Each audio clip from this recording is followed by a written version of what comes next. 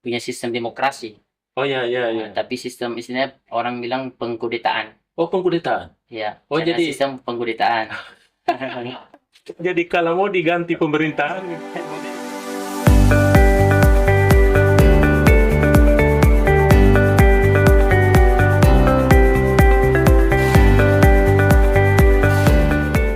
Baik, para pemirsa sekalian. Bismillahirrahmanirrahim. Assalamualaikum warahmatullahi wabarakatuh. Alhamdulillah, tentunya tiada kata yang paling indah serta yang paling mulia kita ucapkan hanyalah memuji syukur kehadirat Allah Subhanahu wa Ta'ala. Karena pada kesempatan ini kita masih diberi kekuatan, baik secara lahir maupun secara batin, sehingga kita tetap menikmati video kita ini, podcast kita ini, yang tentunya selalu berbicara tentang nuansa-nuansa komunikasi. Yang kita kenali bersama yaitu Mr. Koronis. Komunikasi, romantis, dan humanis. Baik para pemirsa sekalian, selalu saya ketengahkan bahwa tentunya podcast ini selalu berbicara di sekitar nuansa-nuansa komunikasi atau pernik-pernik komunikasi. Sebagaimana yang selalu saya sampaikan bahwa komunikasi ini hampir tidak ada batasnya. Dia menjelajah kebelahan dunia, menjelajahi benua, tembus ke beberapa negara. Tentu tidak lain adalah karena proses komunikasi. Dan juga tentu dipahami bahwa orang yang bisa menembus ke benua, menembus ke negara lain tentunya karena dia memiliki ketangguhan komunikasi. Ya, oleh karena itu tidak semua orang bisa menjelajahi dunia karena ketangguhan komunikasi. Tetapi kalau ada yang lolos dari seleksi alam, berarti dia tangguh di dalam berkomunikasi. Baik para pemirsa sekalian, ya, pada kesempatan ini ada undangan kita ini, tamu kita ini masih muda dia. Ini saya perkenalkan beliau ya, saya panggil adik saja begitu karena dia lebih muda dari saya. Namanya Muhammad Fajri Rusli. Ya, beliau adalah salah satu mahasiswa bahasa Arab di International University of Africa. Iya, tepatnya di Sudan ya. Sudan. Oh, di Sudan. Iya. Bagaimana kabarnya ini, Pak Ceri, hari ini? Alhamdulillah sehat. Sehat ya. Alhamdulillah. Iya. Jadi, Ananda Dinda ini, Pak Ceri, dia kuliah di Sudan, mengambil bahasa Arab ya. Ya. Kalau boleh saya tahu, Pak Ceri, tahun berapa berangkat ke Sudan? Alhamdulillah kalau pertama itu tahun keberangkatan ke Sudan 2017. 2017. Ya, 2017. 2017 ya. Inilah tadi yang saya sampaikan kepada pemirsa sekalian, bahwa kalau ada tembus ke beberapa negara atau benua berarti punya ketangguhan komunikasi. Tentu Siap. komunikasinya tidak diragukan lagi ya. Siap. Saya lihat memang Fajri ada keceriaan begitu ya. Oke. Tetapi pada kesempatan ini saya undang saudara Fajri ini karena saya mendengar bahwa negara Sudan ya yang beribu kota Khartoum, ya betul, mengalami konflik. Ya, Begitu ya? betul. Oke. Oleh karena itu saya panggil beliau ini sebagai mahasiswa dari Sudan karena negara Sudan mengalami konflik. Maka tentunya kita akan coba beri tajuk pada kesempatan ini yaitu komunikasi konflik. Ya.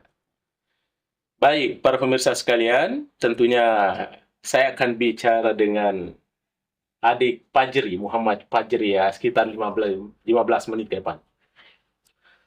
Saya berpikir ya Fajri bahwa memang kadang-kala komunikasi itu tidak efektif. Makanya kerap kali timbul yang namanya mispersepsi.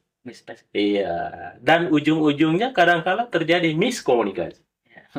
Iya, kalau itu dua terjadi, miskomunikasi dan mispersepsi, maka itulah berarti mulai muncul yang namanya benih-benih konflik. Iya, konflik personal ya antara orang per orang. Kemudian kadang-kala melibatkan konflik kelompok dan kemudian kelompok orang banyak. Iya, sampai konflik tentang persenjataan.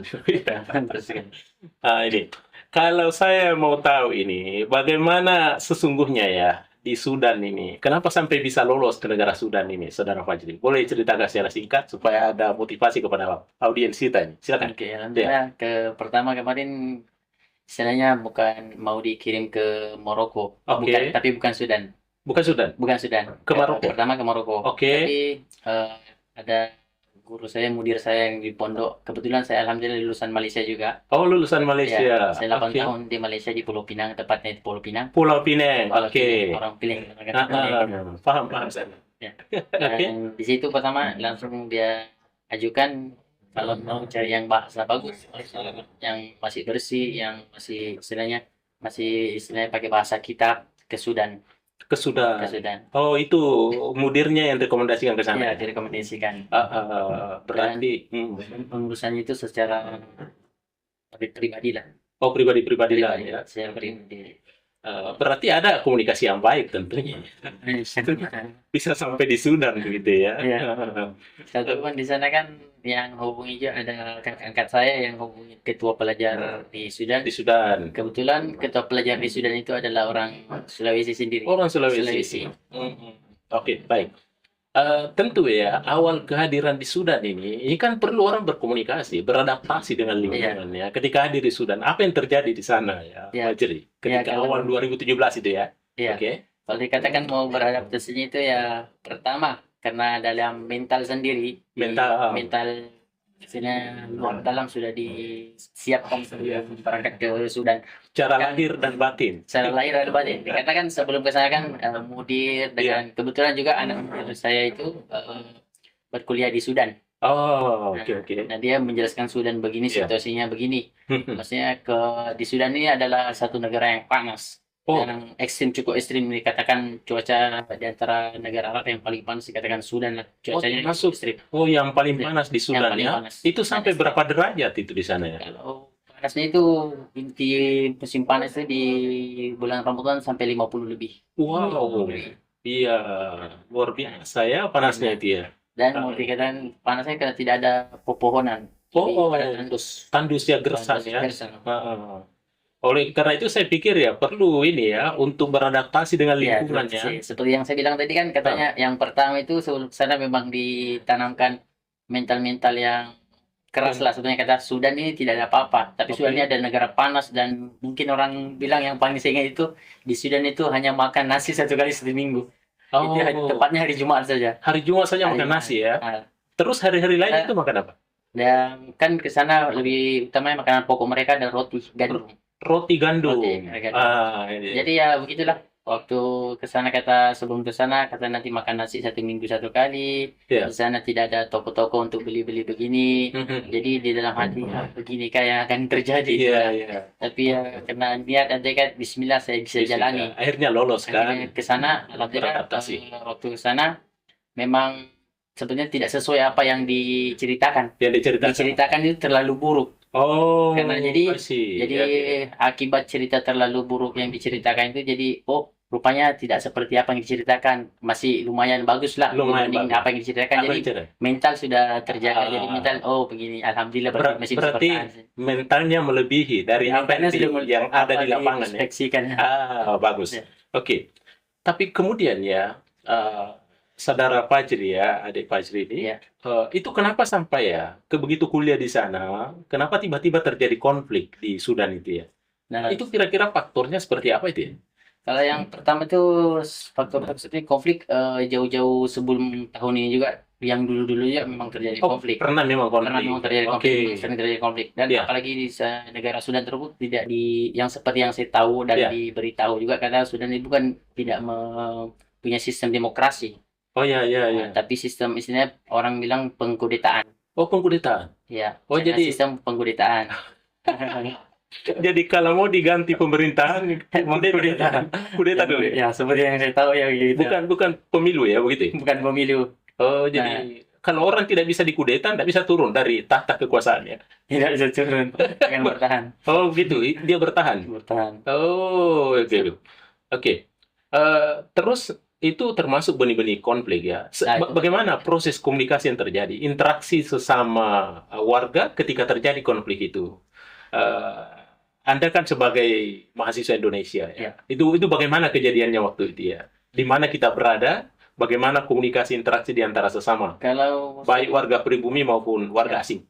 Kalau tentang konflik itu kadang warga asing sendiri tidak tahu konflik karena ini kan dari pihak atas yang mengkudeta, dari pihak mereka sendiri, dari pemerintah sendiri yang suka mengkudeta, yang menghasut istilahnya menghasut warga untuk melakukan pengkudetaan. Tapi kalau rakyat sipil yang biasa hidup kesehari-harian yang biasa, mereka kurang mengetahui tentang ini. Setelah terjadi besarnya konflik itu baru mereka mengetahui ada konflik begini. Oh iya, seperti itu ya. Ya.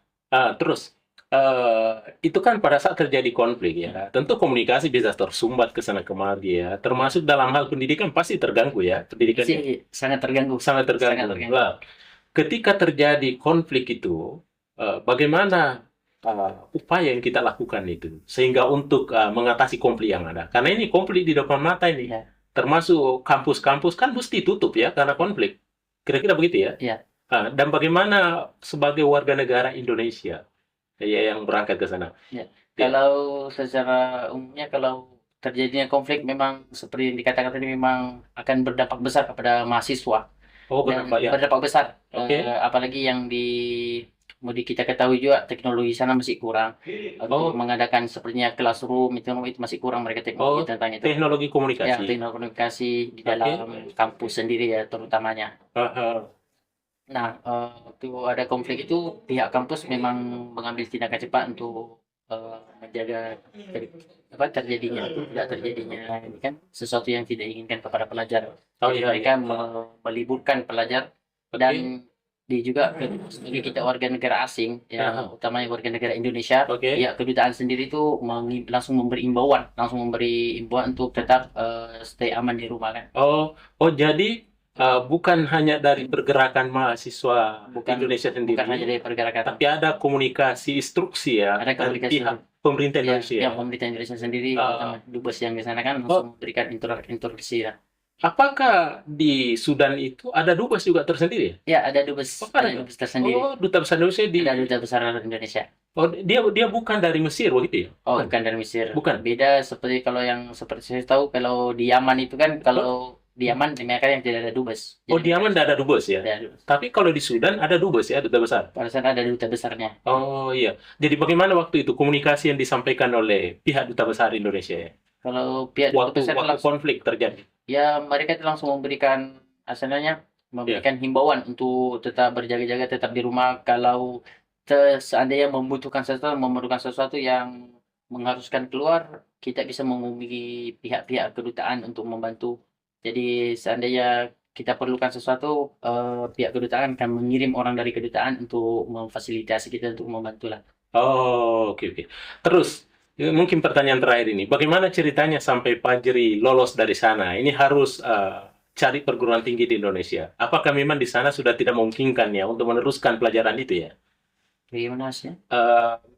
Fajri kan kuliahnya di sana. Ya. Terus setelah itu karena konflik terjadi, pasti ada gangguan di pihak institusi kampus. Ya, bahkan rektor sudah sampaikan bahwa harus stay di rumah. Ya.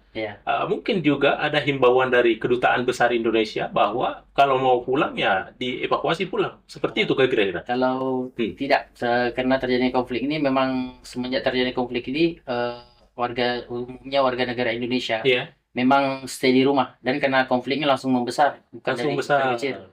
Ya. Kalau sebenarnya konflik ini sudah terjadi di 2019, konflik pertamanya 2019.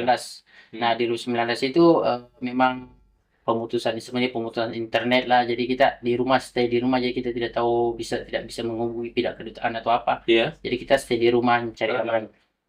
Jadi setelah itu ada upaya dilakukan untuk pindah perguruan tinggi ke Indonesia? Kalau itu opsi dari pemerintah yang mengambil tindakan cepat untuk mengevakuasi masyarakat Indonesia. Kan sebelumnya ada istilah dibilang ada 3 situasi keadaan. 3 situasi keadaan. Darurat 3, darurat 2, dan darurat 1. Kalau darurat 3 itu hanya himbauan. Darurat 3 ya? Iya. Darurat 2? Kalau 2, himbauan juga dan lebih keamanan juga, dan berjaga-jaga akan adanya evakuasi yang darurat 1. Oh iya.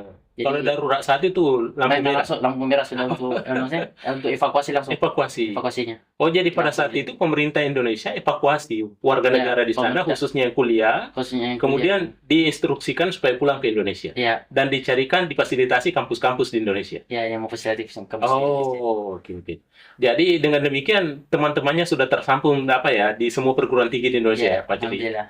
termasuk saudara Fajri kan sudah masuk di UIN Alauddin Iya. Makassar ya. Iya, alhamdulillah bersyukurlah diterima ya di Alhamdulillah. sini. Iya, ini adalah kebijakan-kebijakan pemerintah, Ya, kemudian alhamdulillah. kebijakan rektor, kebijakan lokal, tentunya merujuk kepada undang-undang yang sudah diatur oleh Ya. pemerintah. Dan juga sebenarnya ada bantuan dari kedutaan sana untuk masih sampai sekarang ada bantuan dari kedutaan untuk mengkoordinasi dengan kampus-kampus seperti sekarang kan kemarin terjadi perang ini awal bulan puasa 2023. Oke, ya. Dan semenjak itu yang mengambil alih itu kadang ketua pelajar Indonesia dan pihak kedutaan Indonesia yang Iya, berada Kedutaan di Indonesia. yang sekarang dipindahkan ke Port Sudan. Oh, oke, oke, baik.